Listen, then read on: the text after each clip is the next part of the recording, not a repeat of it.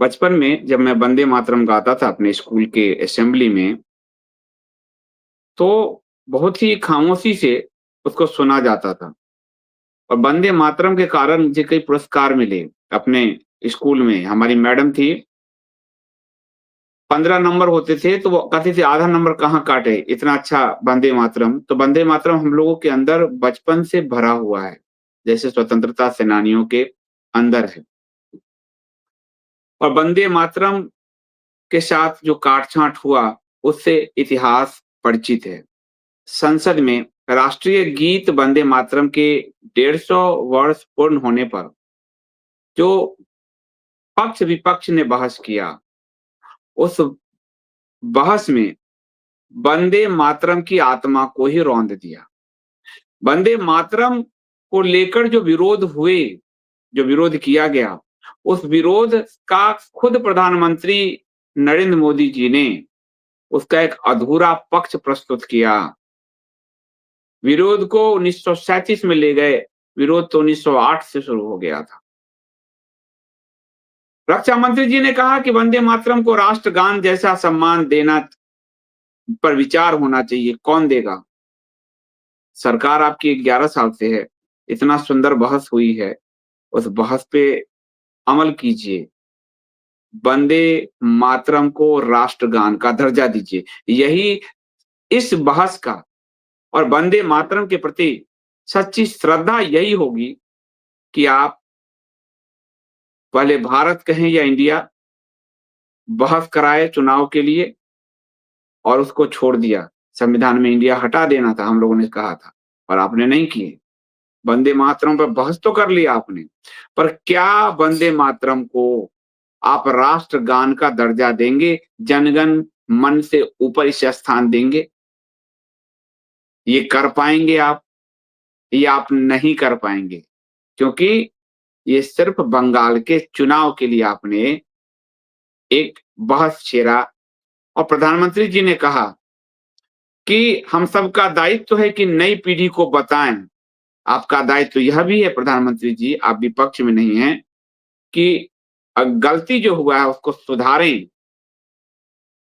इतने संशोधन इंदिरा गांधी ने संविधान की प्रस्तावना में किए, आपने संविधान में इतने संशोधन किए, सुधारें। और वंदे मातरम को कांग्रेस के मुस्लिम तुष्टीकरण पर करारा जवाब देते हुए, आप तो मुस्लिम तुष्टीकरणवादी नहीं है आपके अनुसार, हालांकि आपकी सारी पॉलिसी कांग्रेस के मुस्लिम तुष्टीकरण को पीछे छोड़ चुकी है, लेकिन कांग्रेस के मुस्लिम तुष्टीकरण पर एक करारा प्रहार कीजिए प्रधानमंत्री जी और वंदे मातरम को राष्ट्रगान का दर्जा दीजिए।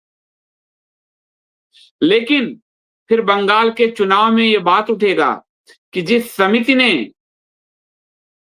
वंदे मातरम के में काट-छाँट किया, उस समिति में सुभाष चंद्र बोस थे, उस समिति में रविंद्रनाथ टैगोर थे और रविंद्रनाथ टैगोर के प्रति उस समय देश आग बबूला हो उठा था। पूरे बंगाल के अखबार रविंद्रनाथ टैगोर के विरोध में भरे गए थे, पोत दिए गए थे, क्योंकि नेहरू को ये जो सलाह और ये सलाह दिया था रविंद्रनाथ टैगोर ने, आप उसको बहुत चालाकी से बचा ले गए। आप बड़ी चालाकी से सुभाष जी को नेहरू जी ने जो पत्र लिखा, ये तो लिखा, लेकिन सुभाष चंद्र बोस उस समिति में थे, उनकी भी सहमति थी, ये आप बताना भूल गए। तो प्रधानमंत्री जी, चुनावी राजनीति यदि आप कर ही रहे हैं, वंदे मातरम आप राष्ट्रगान कभी नहीं बनाएंगे। अगर आप बनाएंगे तो मैं जीवन में आपकी आलोचना बंद कर दूंगा और मैं नतमस्तक हो जाऊंगा आपके सर पर, यदि आप वंदे मातरम को राष्ट्रगान बना पाए। लेकिन आप नहीं बनाएंगे।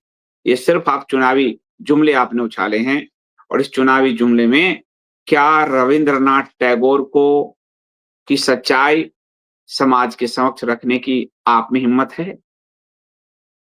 ये बात सत्य प्रकट होना चाहिए। और दूसरी तरफ विपक्ष है।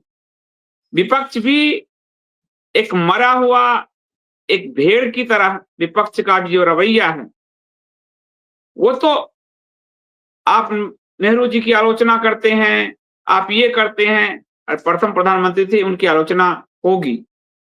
फिर विपक्ष कि आप राष्ट्रवाद नहीं जानते, आप ढेकनावाद नहीं जानते।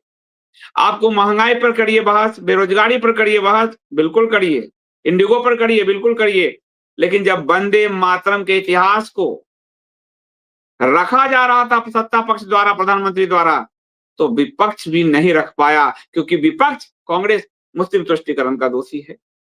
इसलिए पक्ष और विपक्ष दोनों खेल रहे हैं, और वो खेल रहे हैं भोले भाले भारतीयों को के भावनाओं से, उन भारतीयों की भावनाओं से जो सिर्फ वोटर है, जिसकी समझ पर न पक्ष को विश्वास है न विपक्ष को विश्वास।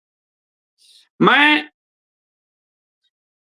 बंकिम चंद्र चटर्जी जी के कहे को उद्धृत करके उन्होंने कहा, मैं आनंद मठ लिखकर क्या कर सका, हिंदुस्तान के लालची और स्वार्थी लोगों की उन्नति नहीं हो सकती।